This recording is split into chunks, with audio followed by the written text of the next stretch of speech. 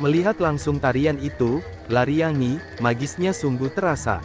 12 gadis menggerakkan tubuh dengan gemulai sambil melantunkan syair-syair. Mereka mengisahkan kapal-kapal yang memasuki Pulau Kaledupa, Wakatobi, Sulawesi Tenggara, pada masa lalu. Sebenarnya beberapa pementasan Laryangi bisa diunduh melalui situs YouTube. Namun, selalu ada yang berbeda di dalam setiap pementasan yang dibawakan dalam bahasa Wolio, bahasa suku Buton, itu. Selain itu, melihat rekaman peristiwa jelas berbeda dengan merasakan sesuatu yang nyata terjadi di depan mata. Rasa terhanyut tersebut muncul ketika menyaksikan gerakan kaki dan tangan, tata rias wajah dan rambut, serta mendengar suara para gadis itu menyanyi. Ini yang disebut sejarawan dan pembina Asosiasi Tradisi Lisan, Mukhlis Paeni, sebagai tradisi yang terbarukan, selalu aktual dalam setiap pengulangan. Butuh waktu seharian bagi siswa-siswa SMA 1 Kaledupa itu untuk persiapan menari. Riasannya rumit, terutama bagian rambut. Bentuk segitiga di sisi kanan dan kiri kepala tersebut bukan hiasan tempelan, tetapi dibentuk dari rambut sendiri. Begitu juga dengan bagian poni. Sanggul atau pantau juga tidak mudah membuatnya.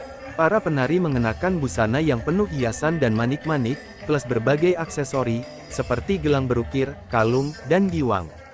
Semua dandanan itu sesuai dengan arti kata Laryangi. Lari berarti, menghias dan angi bermakna, orang-orang yang berhias untuk menyampaikan sesuatu atau nasihat. Sejak pagi kami make up wajah dan rambut. Lama karena memakai rambut sendiri yang dihias, bukan rambut palsu. Pakaian dan hiasannya juga banyak, kata pemimpin Sanggar Hoga Island Kaledupa, Maswar, Minggu tanggal 14 Juni tahun 2015. Sanggar Hoga Island diminta mementaskan Laryangi dalam acara Seminar Internasional dan Festival Tradisi Lisan ke-9 di Pulau Wangi-Wangi di Wakatobi, Sulawesi Tenggara. Laryangi bagi masyarakat Pulau Kaledupa bagai menu wajib dalam jamuan makan malam. Mementaskan Laryangi sudah menjadi kebiasaan setiap kali ada hajatan. Ada 16 kelurahan di Kecamatan Kaledupa dan setiap kelurahan punya satu kelompok tari Laryangi, diiringi alat musik kendang, gong, dan bonang. Para penari memainkan kipas, melirik, merendahkan tubuh, seperti pasang kuda-kuda, sambil terus melantunkan syair.